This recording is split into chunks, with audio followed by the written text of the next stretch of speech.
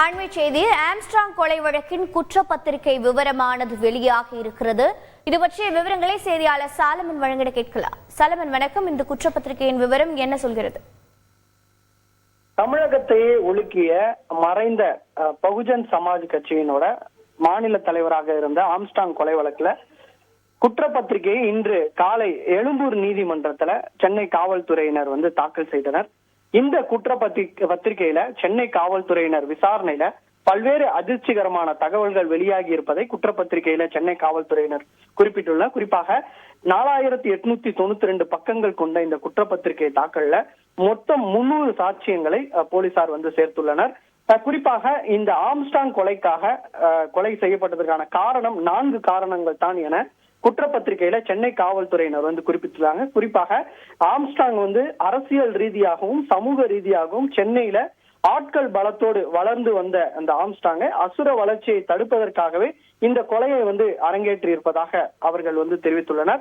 மேலும் ஆருத்ரா கோல்டு மோசடி நிறுவனத்திற்கும் இந்த தொடர்புடைய இந்த இதில்தான் கொலை ஏற்பட்டதாக முன்னதாக தெரிவிக்கப்பட்ட நிலையில போலீசாரின் விசாரணையில இந்த கொலைக்கும் ஆருத்ரா கோல்டு ட்ரேடிங் நிறுவனத்துக்கும் எந்த விதமான தொடர்பும் இல்லை என போலீசார் விசாரணையில் தெரிய வந்திருக்கிறது.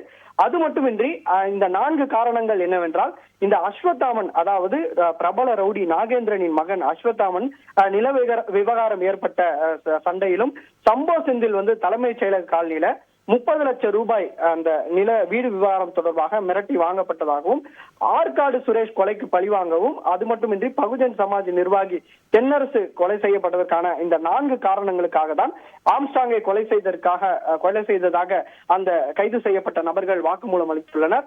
மேலும் இதுல 2வது குற்றவாளியாக சேர்க்கப்பட்டுள்ள பிரபல ரவுடி சம்போ செந்தில் தான் பண உதவி அளித்திருப்பதும் போலீசாரின் விசாரணையில தெரிய வந்திருக்கிறது. இந்த ரவுடி நாகேந்திரன் மருத்துவமனைக்கு செல்லும் போதெல்லாம் இந்த கொலைக்காக அரங்கேற்றி இருப்பதும், அது மாத்திரமின்றி 6 மாதமாக திட்டமிட்டுதான் ஆம்ஸ்ட்ராங் கொலையை அரங்கேற்றி இருப்பதாகவும் தெரிவிக்கப்பட்டுள்ளது.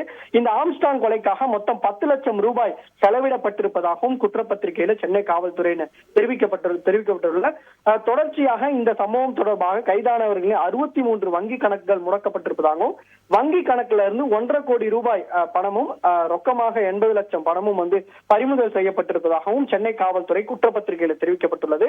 குறிப்பாக இவர்கள் பல்வேறு தகவல்களை இந்த குற்றப்பத்திரிகையில தெரிவிக்கப்பட்டிருப்பதாக போலீசார் தரப்புல தெரிவிக்கப்பட்டுள்ளது. தகவல்களை வழங்கியதற்கு நன்றி சாலவன்.